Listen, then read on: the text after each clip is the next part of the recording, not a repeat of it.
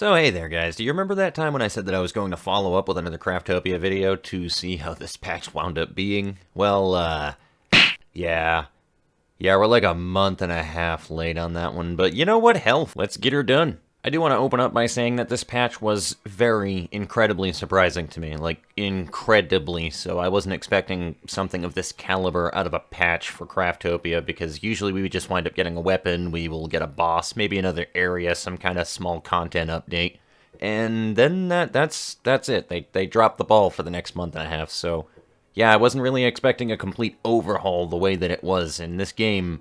Well, to put it in perspective for you guys, I have doubled my playtime since December 15th, and I haven't even really opened the game that much in the entire month of January, so that should give you a really good idea of where my time sink went when the patch dropped. This game, I can say, legitimately is finally fun to play, and that's a big claim to make, but like, the game kind of had a really big fall off around, I would say, anywhere from 10 to 25 hours into the game. And then it just stopped being as fun. It just kind of hit that lull. And that's really about it, because the only people who would continue down the progression routes would be spending a ridiculous amount of time into the many grindy aspects of the game. And they just weren't really well polished, or I don't know, it just didn't seem like it was well streamlined yet. This patch was definitely 100% something that Craftopia absolutely needed. Like, it was that desperate in need of a patch for balancing. And it was, again, so good that I not only leveled up that character that you had seen with the katana that I built on patch day, but I leveled up several other characters to 40 and beyond, and the cap is 50 until you wind up doing a couple of missions and whatnot. I've not gone beyond level 50, but I think that's just mostly for people who just want something to do so that you can get all of that little extra tidbit stuff, but you really don't need to be beyond level 50. So before we wind up following up with our little Ronin here, I just want to make sure that all of these characters have been scrolled through so that you guys can see what I've been doing with them, because I literally just had my dual-wielding character at a very low level. I had Architect, which is, of course, our G41 ranged bow and gun user, and then our Spearman. And that's really all that we had for characters at the time. I built everybody else up to level 40 and beyond. The only one who is not there would be Architect at level 38, and she can still raffle stomp things on level 5 islands, so it's hardly even needed. All of the gear that you would wind up seeing on these characters that I'm quickly going over, they are not glitched or put any kind of mods towards any of the equipment they have. It's all legitimately earned for the stats and the stuff that you guys are seeing on them currently. Although I do definitely run things that are dropped in from mods, just because why am I gonna put a ridiculous amount of time into getting just the perfect enchants on things? Like, it can literally take you exorbitant amounts of hours, and I just want to playtest things so that I can showcase it later on to see how good and if it's worth the time and how much it really affects the game ultimately. And honestly, my verdict for all of that is it really doesn't. For some weapon types, it kind of requires you to have really good gear to be effective solo, unfortunately, but in terms of like the katana and dual wielding or even magic, you really don't need really exorbitantly powerful gear with crazy enchantments on it to be very effective in this game. And we're going to showcase that in just a second, so going back over to Miku, our solo katana character here, my health values aren't even that high, and the only reason why they are as high as they are is because I have quite a few pieces that have floors for enchantment on it, which gives you like a flat 5% health increase, I believe. Like, none of this gear that I'm running on this character is particularly powerful, and I would highly recommend just the basic clothes for anybody running a katana character, just for that extra 20% attack speed. You're really going to wish that you had that to be able to get all of your iframes off. But going into a level 5 island, we're of course going to fight my favorite boss in the game, the Lizard Executioner, and obviously we just kinda fucking turn him into ribbons in no time at all whatsoever. Like, he's just a joke at this point. We're not even running a really good weapon because it doesn't have a great affix on it. There's no synergy with any of the gear that I have. It's just putting a bunch of things on it that just work with the character that I could throw together, and it's working marvelously. We do not have great stats versus the amount of time that I have put into other characters like my greatsword. So level 5 islands just really don't matter that much. If you can get yourself a close pull, then you're pretty much good to go, or basically anything that is more than, I believe, the Nodachi, which is the 300 attack power katana, then you should be fine. Most importantly with this patch as well, the trash mobs no longer just tank everything that you throw at them. Enemies are no longer HP sponges, as you guys can see from this right here. When you sheath the weapon, your skills are definitely faster with the katana as well, so if you're going to run an EI slash, or if you're going to run the circular AoE move that I use right here, I don't even remember what the hell that it's called, but if you're going to run that, then make sure that you sheath the weapon first. It's going to be much faster when you pull out the actual attack. And I think it increases the damage output, so that's just a thing to keep in mind right there. But the skills aren't really needed with the katana. You just want to build your detect stacks and then unsheath the weapon and hit your left and right mouse buttons at the same time. It just gives you a shitload of iframes. You do a shitload of damage. It just... You don't need skills with the katana. And you can tell from my numbers that I'm hitting with EI slash that, again, those attack values that I have on this, like, this character is not at all built.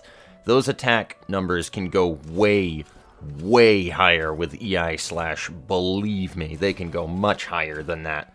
I am hitting for baby bitch numbers with EI slash, because just I don't have that much attack power right now.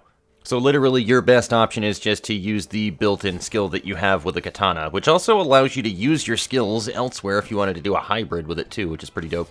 To further prove the point with mobs as well, we're going to jump into Hell mode here, or Hell Island, rather, at a Tier 5 island. And again, like, just Tier 5 is really all that you need to get everything for progression in the game. Tier 7 is not necessary, or 6, but you can if you want to. Because that's where you're going to get, like, the best gear and the best drops, because enemies will just scale higher level, and they'll drop better versions of the shit that they have and the gear that they drop, so it can be a good thing to have somebody who can clear level 7 islands as well, but level 5 is all that you need, and that's what I'm trying to showcase here.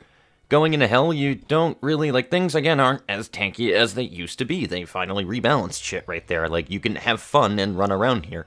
I don't even have that much defense with this character, and it's actually lower than it should be, because katanas actually sap from your HP or defense pool when you have a katana out. It lowers your defense. It's kind of countered by the body armor that I'm wearing, but I'm actually not wearing that body armor in Hell to give me the extra defense, so it kind of balances out, to be honest with you. Because my regular clothing actually gives me quite a bit of defense because of the Red Eyes punishing affix that is on it. Gives you like 15 defense for the version that I have, but either way, you can still go through here, you can cut things down, you can have fun in Hell without, like, having just attacking things for an endless period of time until they eventually fall the fuck over. The whole quality of playing this game in general, because they just lowered general health values, is just way more satisfying now. It's still annoying to get stun-locked or deal with a lot of mobs in a group, but because I'm running katana, like, you can avoid a lot of the damage that you have if you just have the right timing. With being able to sheath the weapon, attack, all this other stuff, you build detect stacks, and then you just do your ultimate fuck shit up move. And then everything dies. Like, it just... Katana is a really powerful weapon right now in the meta, for sure. It is easily one of the top 2 powerful weapons, where I think it literally is just beneath dual wielding right now, because I have way faster boss clears with dual wielding than I could ever do with katana, but that might also change when I properly gear it. But even then, you don't really require super awesome gear. I'm going off on a tangent here, though, so let's just go over to level 7 islands. This is gonna just turn the Executioner into a little bit more of a sandbag than he usually is, but again, he's guarding the best loot in the game that you can get from him. You can get golden affixes, the purging Red Eyes affixes from him. So, those are really fucking good affixes that you can have in the game, and that'll turn whatever dual-wielding character that you have, if you're running 2 of them, for example, into a powerhouse. But as you can see here, like, it just isn't super hard to deal with him. He does damage to me, absolutely. There are some damage trades, but he just eventually gets cut down. You can handle him pretty decently. Like, it's enjoyable to do the late-game stuff, is what I'm trying to really point out here. And my katana character, once again, isn't even level 50 at the moment. We have a clear that is just regularly going through without using skills, and then while I am using skills. I think the second run was a little bit faster for clearing versus the first, but ultimately, like, skills just don't really make that big a difference. You can get through using a katana just by using EI slash, or not EI slash, sorry, whatever the hell the detect stack skill is, and you'll be perfectly fine. You really don't need a whole lot of that extra stuff, but just the fact that you can go through the game and not require a maximized level EI slash with a ridiculous amount of attack power like you used to in the previous build of the game to even be able to handle enemies in the late game is a tremendous improvement. Because that was the only chance that I ever had at beating anything that was in like a level 5 island or above, was if we had really high attack power that you would buff with like Hymn of Strength or whatever the hell that it is, Berserk, and then just get all of your attack buffing skills on, and then use an EI slash and then just one-shot the boss. If I wasn't doing that, I couldn't really beat anything at endgame, so it's just a very welcome change to see here. And then the last thing that I have is just to show that you can clear the Fafnir boss. I've cleared every boss in the game. I have cleared all content at this point. But going into the Fafnir boss, it's just, once again, you can deal with it pretty decently and fairly effectively. This boss is a bit of a pain in the butt with anything that is not a katana, in my opinion, just because it does a lot of really small tick damage. And I say really small, but it does a lot of damage regardless, from attacks that you don't think would ordinarily hit you. And when, again, you're using katana, you're going to be fucking sheathing and unsheathing a lot, and blocking a lot of that damage when... So, it just deals with a lot of the stupidity with it. Like, the boss, for example, when it backs up, I think it sucks you in and does damage. Sometimes when it just moves and doesn't even actually do an attack frame, it counts as an attack frame. So you'll wind up losing like 200-300 health for the boss just thinking about moving. I don't really know how I feel about the Fafnir right now, to be honest with you. Like, I like him in concept, but I don't really enjoy fighting the Fafnir as much as a lot of other bosses in the game. Lizard Executioner is still probably one of the top bosses. For me, one of the most well-designed. Whereas, like, Fleur and the Tyrant Snake are, like, at the bottom of the totem pole right now. Those things are terrible bosses. But, like, that's really where I stand on it. But ultimately, yeah, that's all that I wanted to show you guys. Just this patch was fucking phenomenal, and I'm really glad that it happened. I would like to do more videos with Craftopia in the future regarding different weapon types. I know Kaztech does a lot of really good guide content for Craftopia, and I would recommend if anybody is looking for guide content, go to Kaztech. I believe it's Kaztech TV. I'll throw a link in my description just for good measure, just a shout out anyway. But those are where you would want to go for any kind of guides for Craftopia. But I know one thing that I've never really seen with this game is how to build and get decent at the game with setting up your different characters, your different weapon types and stuff to effectively go through it. And a lot of people, when you ever look at like a boss clear or something like that, they're almost always, every single time, using magic. And they just nuke the fucking boss for hundreds of thousands of damage and shit, and then you're like, well, what happened there? I don't even understand.